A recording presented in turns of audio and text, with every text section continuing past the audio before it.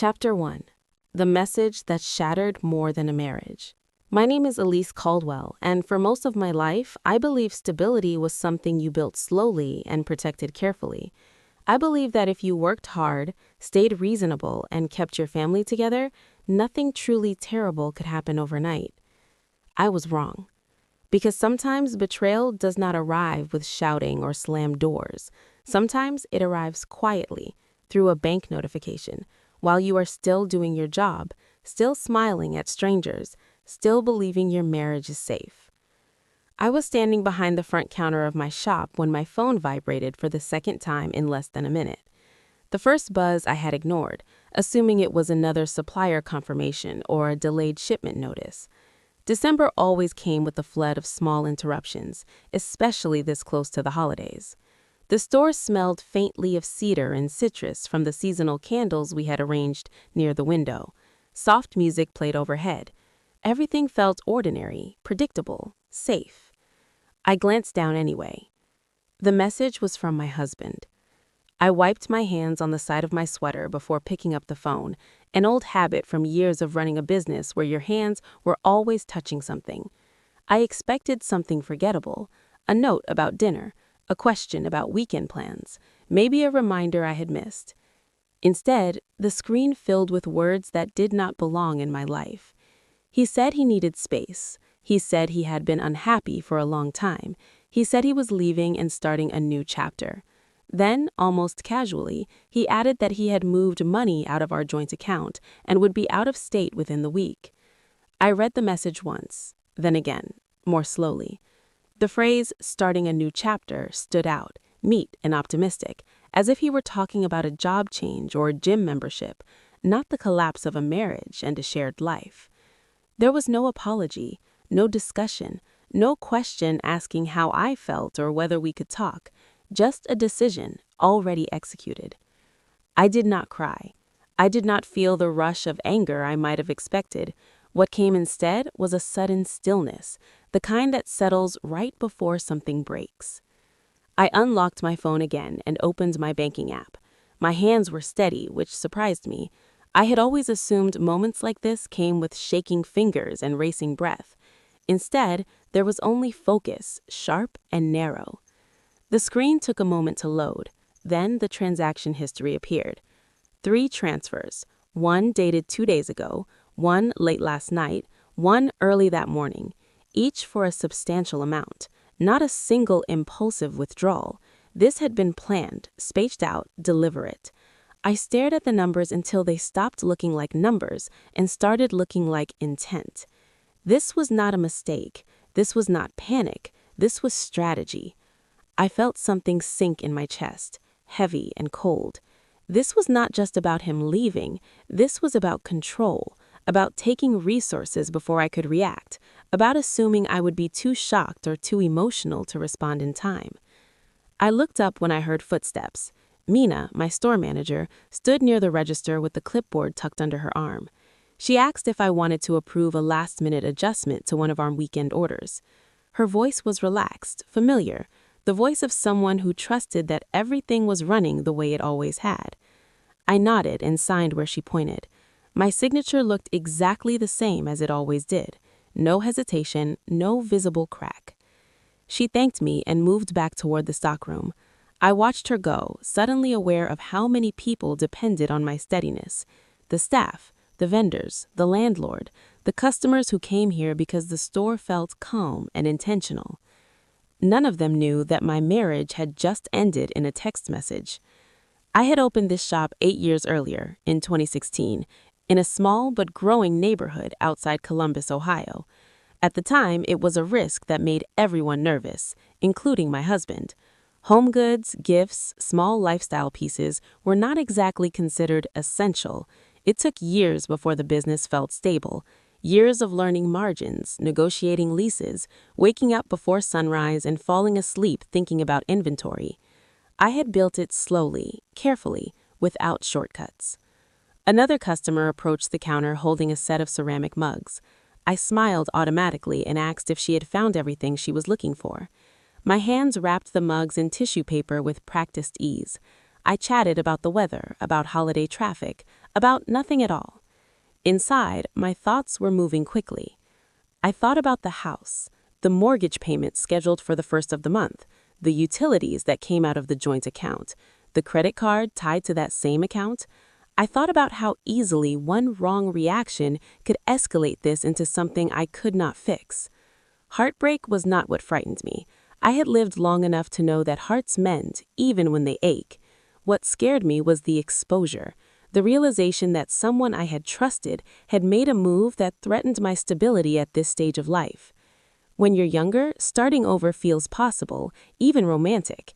In your 40s, it feels different. It feels expensive. It feels risky. It feels like a gamble you didn't agree to take. The afternoon blurred past in fragments. A delivery driver needed a signature. Mina asked if I wanted coffee. I said yes and thanked her, noticing how steady my voice sounded. The music changed playlists. Outside, the sky darkened earlier than it had a month ago. At one point, my phone vibrated again. Another message from him. I did not open it. I already knew that whatever he was saying would not help me yet. Instead, my mind returned to a conversation from years earlier, one I had barely thought about since. A banker explaining why business owners should keep operational accounts separate, even within a marriage. At the time, it had seemed overly cautious. I followed the advice anyway, opening a separate account strictly for the shop. Not to hide money, not out of distrust, just because it made accounting cleaner. Now, that decision felt like a thin but crucial line between survival and collapse. I finished closing the store just after 6. I locked the front door, turned off the lights, and stood for a moment in the quiet. The shelves looked the same. The displays were still carefully arranged. Nothing in the room suggested that my life had just tilted on its axis. I sat behind the counter and finally opened his second message. It was shorter, more impatient. He asked why I wasn't responding. I set the phone face down. Responding now would give him something he hadn't earned.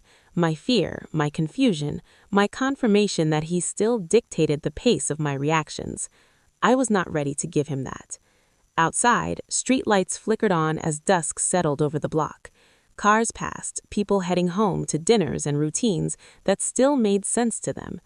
For the first time since reading his message, I felt the weight of what had happened fully settle. Not as panic, as resolve. I gathered my bag, turned off the final light, and stepped into the cold evening air. As I locked the door behind me, I understood one thing clearly. I would not answer him tonight. I needed facts before feelings, and I needed to understand exactly how much time I still had before this stopped being something I could manage. Chapter 2. The Signs I Almost Talked Myself Out of. The next morning came too quickly. I woke before my alarm, staring at the ceiling while the house remained dark and silent. Daniel was already gone. His side of the bed was untouched, the sheets still smooth, like he had never been there at all. For a moment, I wondered if the night before had been some elaborate misunderstanding, a badly phrased message that would be explained away with coffee and apologies. Then my phone lit up on the nightstand with a notification from the bank. That hope disappeared. I sat up and opened the app again, forcing myself to look at the numbers while my mind was still clear. Nothing new had moved overnight, but the damage was already done. I felt a familiar urge rise up, the one that told me I was overreacting, that I should slow down, that I should not assume the worst about the man I had married. That voice had been with me for months. As I showered and dressed, memories began lining up in a way they never had before. Small moments I had dismissed, comments I had brushed aside, decisions I had told myself were none of my business. Over the past year, Daniel had become careful about his phone in ways he never used to be. He started taking calls in the garage, stepping outside to answer messages. When I asked about unexpected charges, he laughed and told me I worried too much. When I noticed that our joint account balance dipped lower than usual, he said it was seasonal expenses, travel, work-related costs. I wanted to believe him. I wanted to be the kind of wife who trusted her husband without interrogating every detail. I told myself that marriages went through phases, that distance did not always mean deception, that stress made people act strangely. Looking back, I could see how neatly I had packaged every red flag and stored it away so I would not have to deal with it. At the shop, I unlocked the front door and turned on the lights with a practiced routine. The bell chimed softly, the same sound it had made every morning since I opened 8 years earlier. I set my bag down behind the counter and pulled my laptop out before customers arrived. I typed the name of our bank into my email search bar and let the results populate. Alert after alert appeared, each one something I had glanced at and dismissed. Account activity notification, balance update, transfer completed. I clicked through them one by one. The first few were small, $200, $500, amounts that felt harmless on their own, enough to blend into the noise of everyday expenses. Then they grew larger, 1,000, then several thousand, always spaced out, always just far enough apart to avoid drawing attention. I felt my throat tighten as I realized how intentional it all was. I had not missed the signs because they were invisible. I missed them because I did not want to see them. Lena Park arrived a few minutes later, setting her bag down in the back room before joining me at the counter. She glanced at my face and paused. "You look exhausted," she said gently. "Did you sleep at all?" I nodded, even though it wasn't true. "Just one of those nights," I said. She hesitated, then said, "If you need me to handle the floor this morning, I can." I thanked her and took the offer. The office behind the stockroom felt smaller than usual as I closed the door and sat down. I opened my laptop again, this time logging directly into the bank website instead of relying on email alerts. I downloaded full statements for the past 12 months. I saved them to a folder labeled simply Records. Something in me knew that memory would not be enough. Feelings would not be enough. I needed proof. As I worked, another memory surfaced. A meeting with my accountant back in 2018, shortly after I signed the lease for the shop.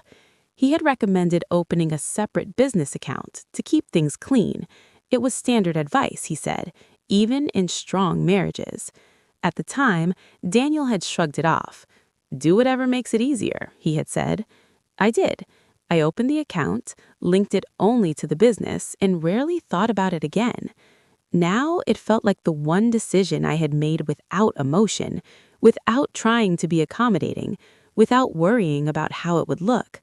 My phone buzzed on the desk. Daniel. I stared at the screen, then picked up and answered before I could talk myself out of it.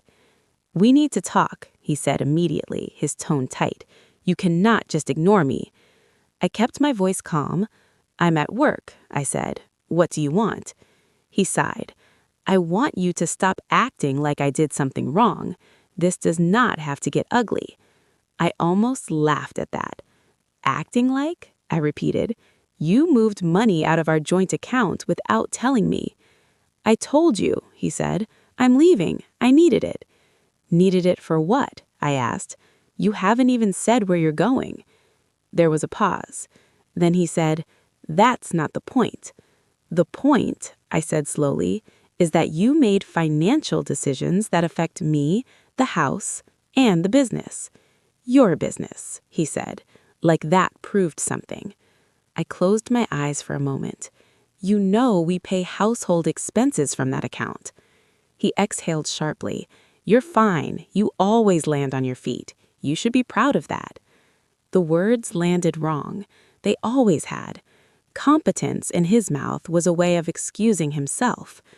I said, "I need transparency, Daniel." He scoffed. "Or what?" I didn't answer that question. After I hung up, my hands finally started to shake. I walked back out on the floor and helped a customer pick out a gift, my smile automatic, my voice steady. When she left, I locked the door behind her for a moment and leaned against it, breathing through the wave of doubt that surged up again. What if I was making this worse? What if I escalated something that could have been handled quietly? What if I was wrong? That was when I realized something uncomfortable. I was doubting myself far more than I was doubting him. That afternoon, I stepped out during my lunch break and walked 2 blocks to a quiet coffee shop. I sat in the corner and pulled a business card out of my wallet, one I had been carrying for months without admitting why. Rachel Coleman, Family and Financial Law. I dialed the number before I could change my mind. Her assistant answered and asked how she could help. I explained briefly that my husband had moved money and planned to leave. There was a pause. Then she transferred me. Rachel's voice was calm, professional. She did not sound shocked or alarmed. "Tell me exactly what happened," she said. I did. The texts, the transfers, the timeline. When I finished, she was quiet for a moment. "You did the right thing by calling early. Timing matters in situations like this. One misstep, even a well-intentioned one, can change how a judge sees you." I swallowed. "What should I do?" "Don't move money around without advice," she said. "Document everything. Dates, amounts, messages. And don't engage emotionally." I let out a breath I didn't realize I was holding. When I ended the call, I sat there staring into my untouched coffee. The world outside the window moved on as usual. People walked past, carrying bags, talking, laughing. Nothing had resolved yet. Nothing was fixed. But for the first time since the message arrived, I understood something clearly. Preparing was not accusing. It was the only way to protect myself before this turned into something I could not undo. Chapter 3. Quiet Decisions, Loud Consequences. The decision settled into me like a line drawn in ink. It could not be erased, only followed. The next morning, I woke before dawn again, but this time the quiet felt different, less hollow, more alert. I moved through the house carefully, making coffee, feeding the dog, avoiding the bedroom that still smelled faintly like his cologne. I did not check my phone until I was dressed and ready to leave. When I did, there were 6 new messages from Daniel, stacked neatly like demands waiting to be answered. I did not open them. At the shop, I unlocked the door and turned on the lights as usual. The familiar routine steadied me. I set my bag down, booted up the register, checked the schedule taped to the wall. Lena would be in by 10. Janelle was covering the afternoon shift. Life, inconveniently, continued. By mid-morning, Rachel called me. "The bank confirmed the flag is active," she said. "That does not stop everything, but it slows him down. It also creates a paper trail." "What does he see on his end?" I asked. "Declines, limits, enough friction to make him react." I let out a slow breath. "He already is." "I expected that," she said calmly. "Stay consistent, do not explain, do not negotiate." "I am getting pressure from his family." "That will increase," she replied. "People who benefit from your silence rarely like boundaries." After we hung up, I stood in the office for a moment staring at the wall. The word boundaries echoed in my head. I had spent years mistaking accommodation for strength. My phone buzzed again. Daniel this time, not a text, but a call. I watched it ring twice before answering because I wanted to hear his voice while I still could listen without reacting. "What the hell is going on?" he demanded. "My card just got declined at the pharmacy." "I am at work," I said evenly. "Do not do this," he snapped. "You are making things worse." "I reported transactions I did not approve," I said. "That is all." "You know I needed that money," he said. "You're trying to trap me." Trap him. The word hung there, heavy with projection. "I am not stopping you from leaving," I replied. "I am stopping you from emptying our account." There was a pause, then a sharp laugh. "This is unbelievable," he said. "You always do this. You make yourself the victim." I felt the familiar urge rise, the instinct to defend myself, to explain my intentions, to prove I was reasonable. I let it pass. "I will not discuss this by phone," I said. "You can speak to my attorney." Silence. Then his voice dropped, softer, dangerous in a different way. "You're really going to turn this into a legal thing?" "I already did," I said, and ended the call before he could answer. My hands shook after, but only briefly. The fear was there, yes, but it was layered now with something sturdier: direction. The rest of the day unfolded with uncomfortable precision. A customer complained about a delayed shipment. A vendor called to confirm a spring order. Lena brought me a sandwich I forgot to eat. Each task anchored me to the present, reminding me that competence was not just something Daniel had taken for granted, it was something I lived inside. At 4:30, my phone lit up with a name I had been expecting, but still resented seeing: Margaret. I stared at it until it stopped ringing, then started again. I answered on the third try. "Elise," she said sharply, "what are you doing?" "Hello, Margaret." "Do not hello me," she snapped. "Daniel says you froze the account." "I did not freeze it. I requested a review." "For heaven's sake, this is family business. You do not bring banks into a marriage." "I did not bring them in. He did when he moved money without telling me."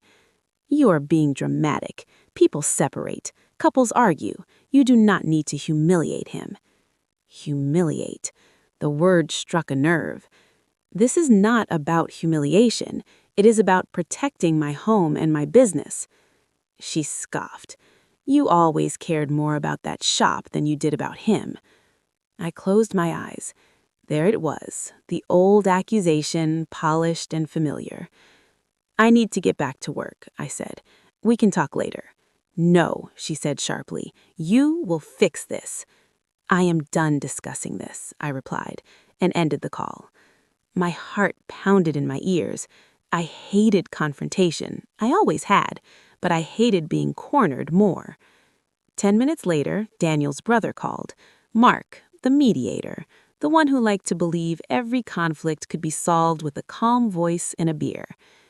"Elise," he said gently, "listen, I think everyone is just panicking." "I am not panicking, I am responding. You have to see how this looks. Banks, lawyers, all of that escalates things. It documents them." He sighed. "Daniel feels blindsided." I almost laughed. Daniel planned this over days. I responded within hours. Silence. "You were pushing him," Mark said finally. "No," I said. "I am no longer absorbing him." After we hung up, I forwarded summaries of each call to Rachel. Dates, times, exact phrases. The act of writing them down felt oddly grounding, like laying bricks. That evening, as I closed the shop, I noticed a missed call from an unfamiliar number. A voicemail followed. "This is Summit Valley Bank calling regarding recent account activity. Please return our call." I sat down hard in the chair behind the counter. The review was moving faster than I expected. When I returned the call, the representative explained that additional restrictions had been placed on outgoing transfers pending review. Nothing permanent yet, just caution. Caution felt like progress. When I got home, Daniel was not there. His suitcase was gone from the hallway closet. The house felt lighter and heavier at the same time. Another message waited on my phone. "This is not how you want this to go."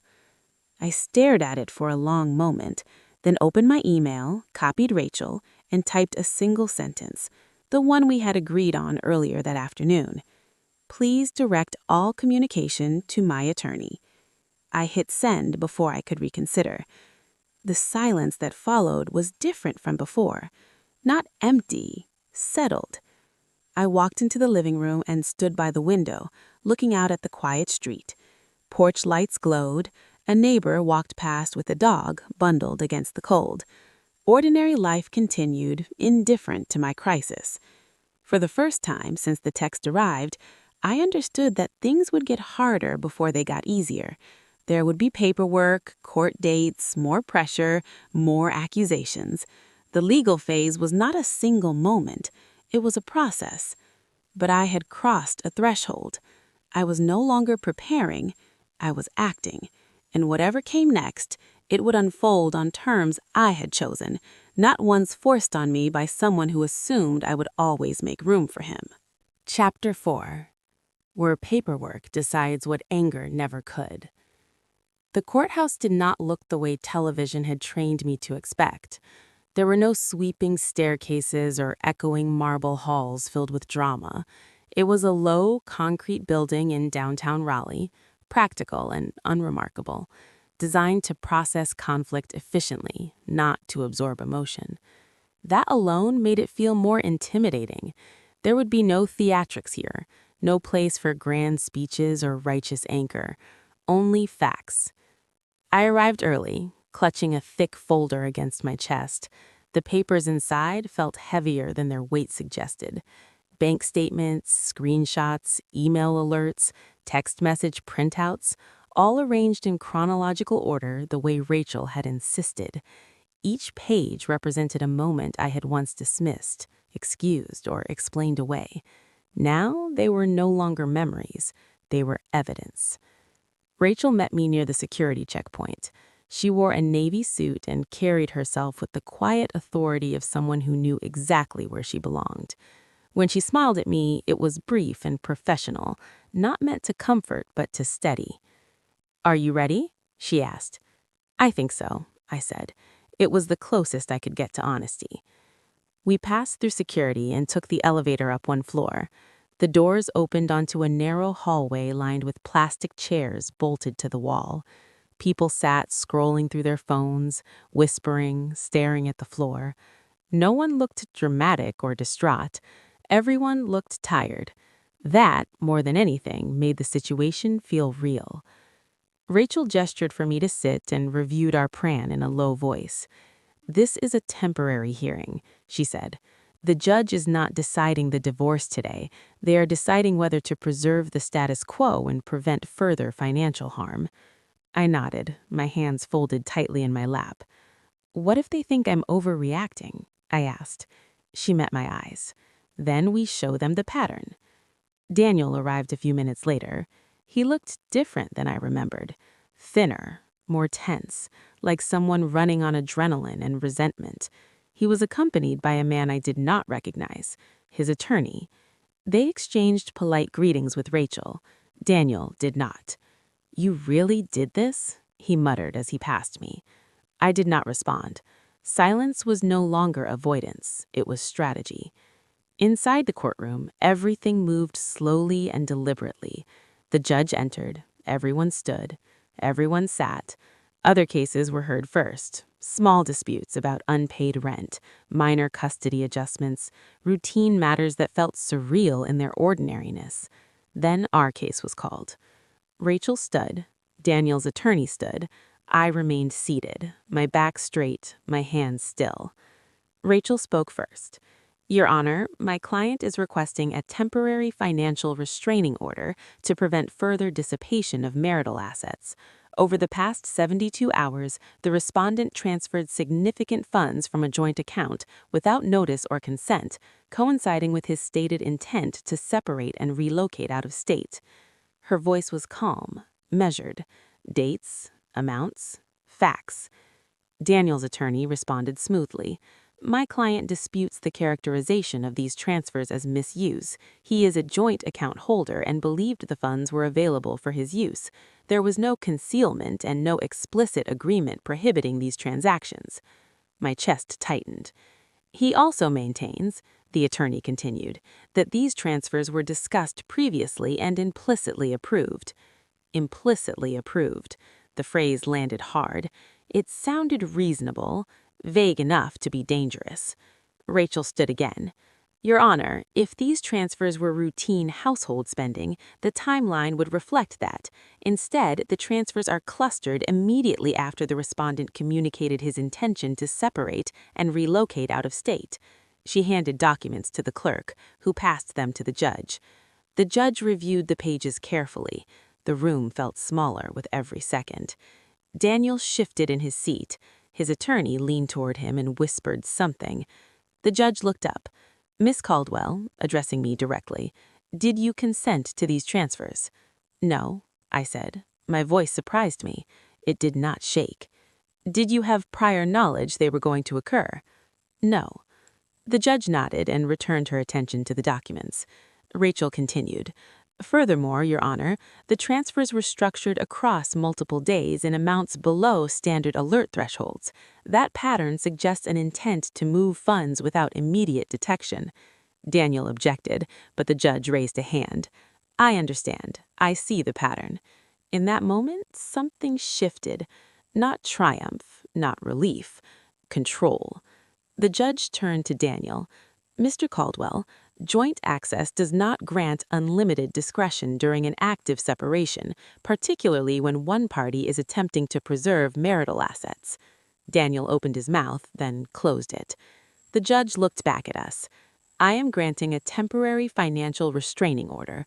All joint accounts will be frozen except for routine household expenses, which must be approved through counsel. Any further transfers will be subject to review.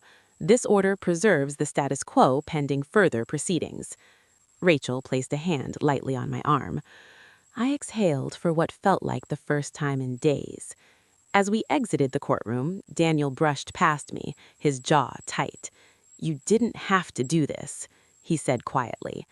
I looked at him then, really looked, and realized how different our definitions of necessary had become. Rachel and I stepped back into the hallway. My legs felt weak, like I had been holding myself upright for longer than I realized. You did well, she said. This does not end anything, but it changes the terrain. Thank you, I said. Outside, the afternoon sun felt almost aggressive. Cars passed, people walked by holding coffee cups and phones, unaware that my life had just shifted in a way that could not be undone. I sat on a bench near the entrance and let the exhaustion wash over me. My phone buzzed. A message from an unfamiliar number. Hi, this is Kayla. I don't know if you want to hear this, but I didn't know he was doing that. I stared at the screen. Kayla, 26.